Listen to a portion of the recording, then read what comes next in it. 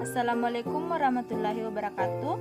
Kami dari kelompok 1 yang beranggotakan Fadila dengan NIM H02203339, Sarmila dengan NIM H022005, Hasriana Ayu Reski dengan NIM H02200505, Nasri dengan NIM H02200307 akan membawakan materi yang berjudul pembelajaran konvensional. Pembelajaran konvensional adalah pembelajaran yang sudah biasa dilakukan oleh guru di kelas. Pembelajaran berlangsung terpusat pada guru sebagai pusat informasi dan siswa hanya menerima materi secara pasif. Langkah-langkah model pembelajaran konvensional.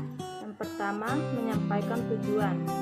Guru menyampaikan semua tujuan pelajaran yang ingin dicapai pada pelajaran tersebut. Yang kedua, menyajikan informasi.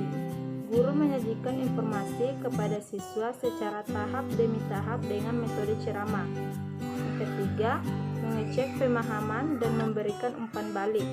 Guru mengecek keberhasilan siswa dan memberikan umpan balik. Kemudian yang keempat, memberikan kesempatan latihan lanjutan. Guru memberikan tugas tambahan untuk dikerjakan di rumah. Metode pembelajaran konvensional. Yang pertama, metode ceramah. Metode ceramah dapat diartikan sebagai cara menyajikan pelajaran melalui penuturan secara lisan atau penjelasan langsung kepada sekelompok siswa. Peranan dalam metode ceramah adalah mendengarkan dengan teliti dan mencatat pokok-pokok penting yang dikemukakan oleh pengajar. Keunggulan metode ceramah ialah sebagai berikut. Pertama, penggunaan waktu yang efisien dan pesan yang disampaikan dapat sebanyak-banyaknya. Yang kedua, pengorganisasian kelas secara sederhana dan tidak perlu diorganisasikan secara khusus. Ketiga, dapat memberikan motivasi dan dorongan kepada siswa dalam belajar. Keempat, fleksibel dalam penggunaan waktu dan bahan. Kelemahan metode ceramah adalah sebagai berikut. Yang pertama, pengajar tak dapat mengetahui sampai di mana pembelajar telah mengerti pembicaraannya. Yang kedua, kata-kata yang diucapkan pengajar ditafsirkan lain oleh pelajar. Assalamualaikum warahmatullahi wabarakatuh. Perkenalkan, nama saya Sarmila dengan NIM H022005. Metode Teacher Center Learning atau biasa disebut TCL adalah metode pembelajaran yang bersifat satu arah selama proses belajar.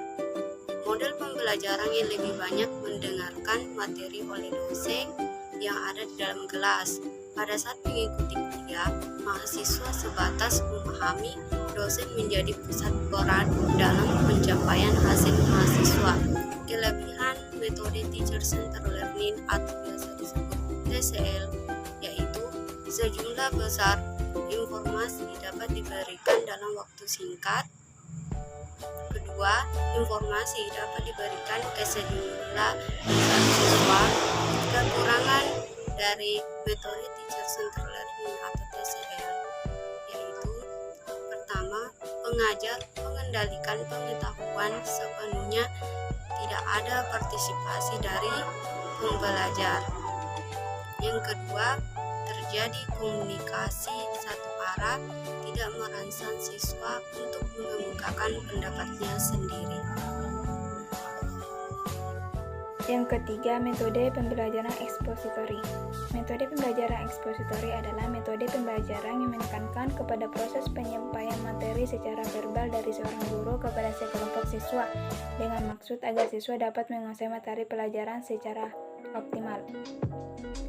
Karakteristik pembelajaran ekspositori. Terdapat beberapa karakteristik metode pembelajaran ekspositori, yaitu yang pertama, metode ekspositori dilakukan dengan cara menyampaikan materi pelajaran secara verbal. Artinya bertutur secara lisan merupakan alat utama dalam melakukan strategi ini. Oleh karena itu, sering orang mengidentikannya dengan ceramah. Yang kedua, materi pelajaran yang disampaikan adalah pelajaran yang sudah jadi, seperti data atau fakta, konsep-konsep tertentu yang harus dihafal sehingga tidak menuntut siswa untuk berpikir ulang. Yang ketiga, Tujuan utama pembelajaran adalah penguasaan materi pelajaran itu sendiri. Artinya, setelah proses pembelajaran berakhir, siswa diharapkan dapat memahaminya dengan benar, dengan cara dapat mengungkapkan kembali yang telah diuraikan.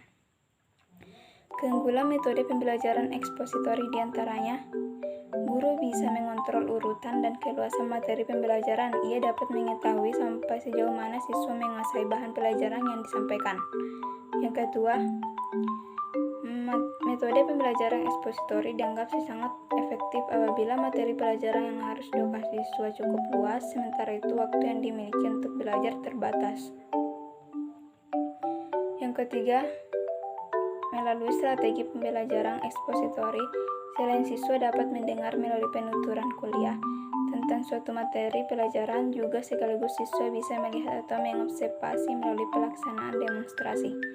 Yang keempat, dapat digunakan untuk jumlah siswa dan ukuran kelas yang besar.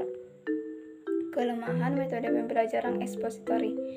Yang pertama, hanya mungkin dapat dilakukan terhadap siswa yang memiliki kemampuan yang mendengar dan menyimak secara baik. Untuk siswa yang tidak memiliki kemampuan seperti itu, perlu digunakan strategi lain.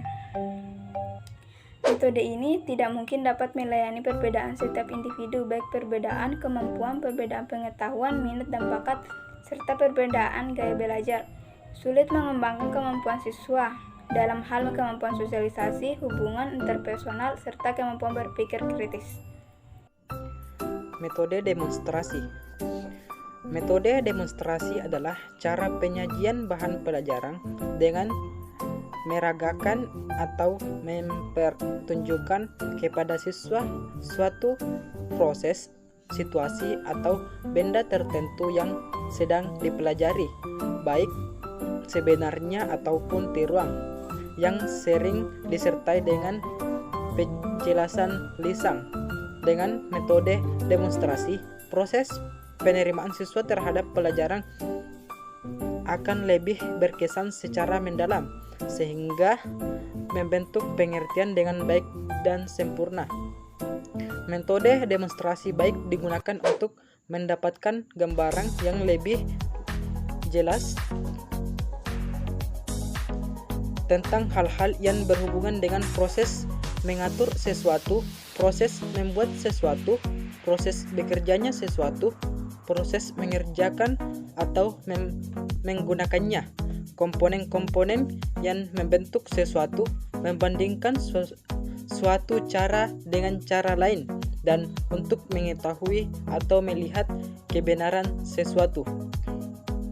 Adapun kelebihan metode demonstrasi antara lain, yang pertama, dapat membuat pengajaran menjadi lebih jelas dan lebih konkret, sehingga menghindari verbalisme atau pemahaman secara kata-kata atau kalimat. Yang kedua, siswa lebih mudah memahami apa yang dipelajari. Yang ketiga, proses pengajaran lebih menarik. Keempat, siswa dirangsang untuk aktif mengamati, menyesuaikan antara teori dengan kenyataan dan mencoba melakukannya sendiri. Sedangkan kekurangan metode demonstrasi yaitu, yang pertama, metode ini memerlukan keterampilan guru secara khusus karena tanpa ditunjang dengan hal itu, pelaksanaan demonstrasi akan tidak efektif. Yang kedua, fasilitas seperti peralatan, tempat, dan biaya yang memadai tidak selalu tersedia dengan baik. Dan yang terakhir, demonstrasi melakukan kesiapan dan perencanaan yang matang di samping memerlukan waktu atau jam pelajaran lain.